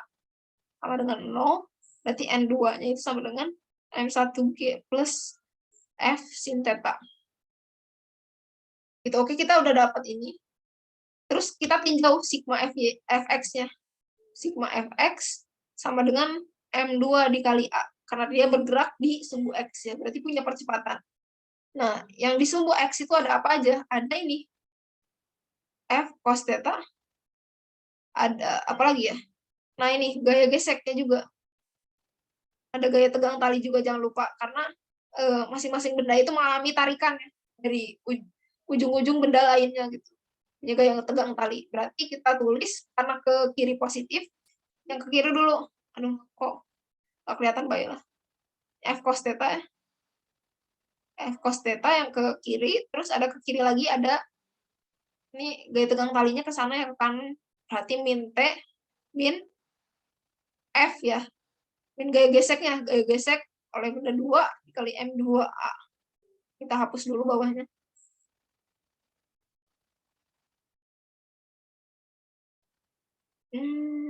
Oke. Lanjut.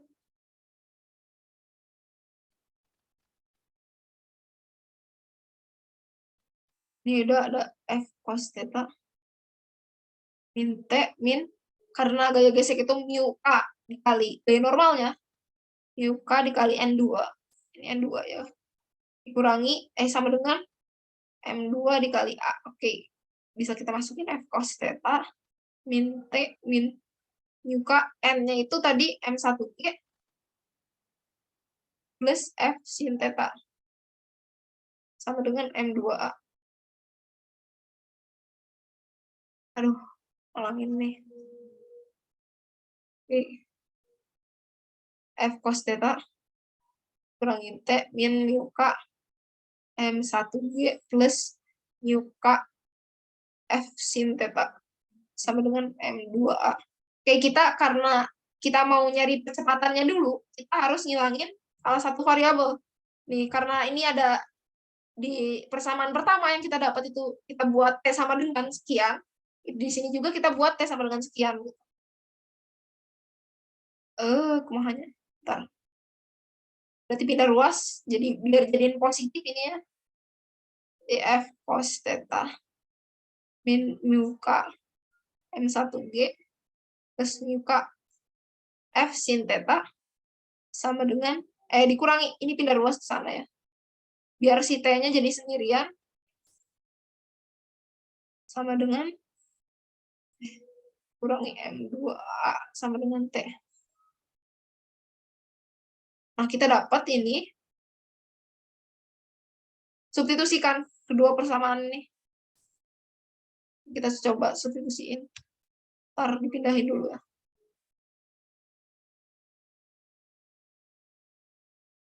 Ini 1, yang ini.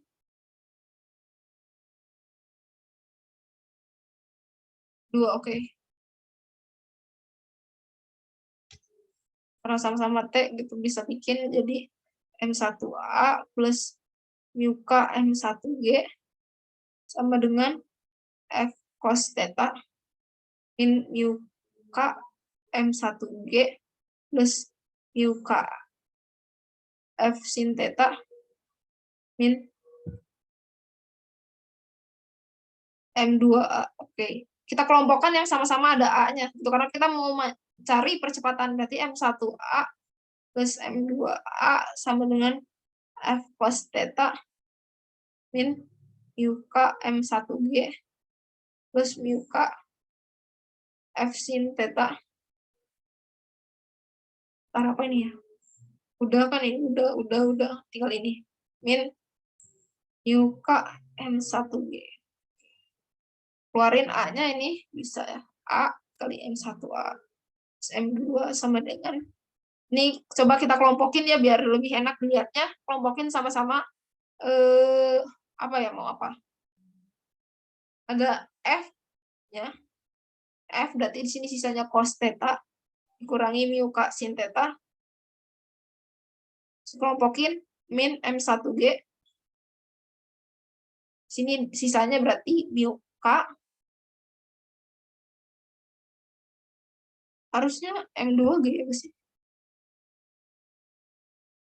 Oh iya, ini harusnya M2G ya, maaf. Soalnya ini kan persamaan punya benda 2 ya. Enggak, ini nggak bisa dikeluarin. Bisa sih.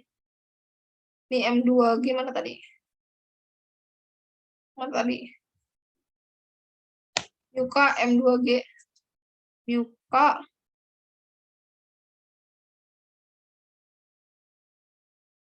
M2G. Yuka M2G.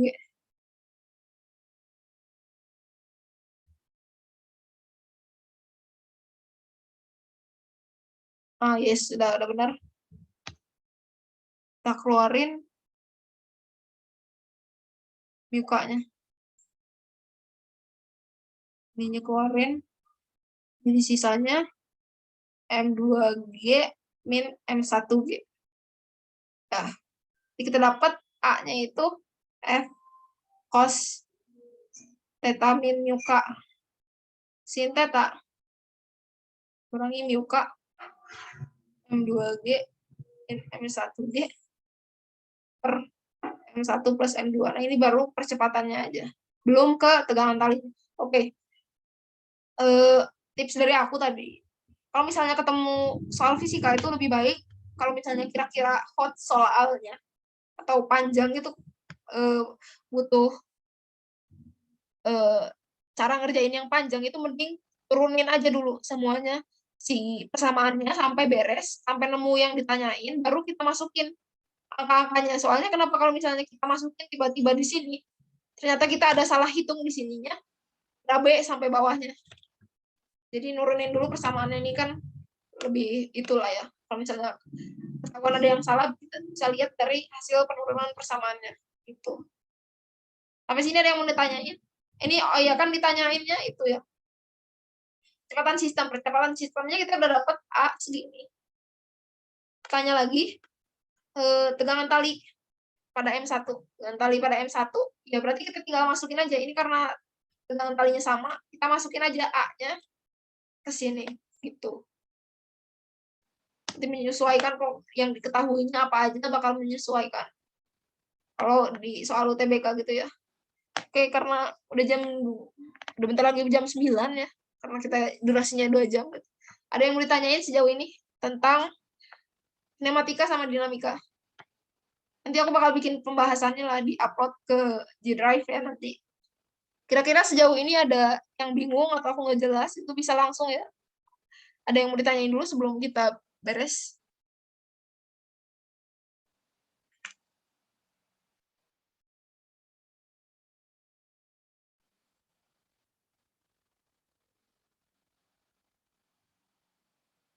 Oh ya, jangan lupa juga ya ngisi feedback-nya. Itu ada di link-nya.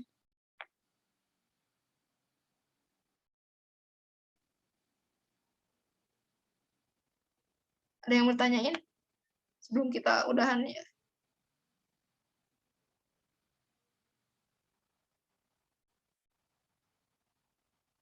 Ini belum sempat bahas ya ini soalnya. Ini kalian siapa tahu mau ngerjain nanti kalau misalnya itu kalian nemu jawabannya bisa langsung kirim aja di grup. Kak, ini jawabannya segini gak buat latihan? Ini soal UAS aku juga sih, cuma ya nyambung-lambung lah sama materi UTBK. Ya ini. Siapa tahu mau di screenshot. Oke, ada yang mau ditanyain sebelum aku tutup? Oke, boleh minta tolong nggak kita dokum lagi sekali lagi buat terakhir gitu.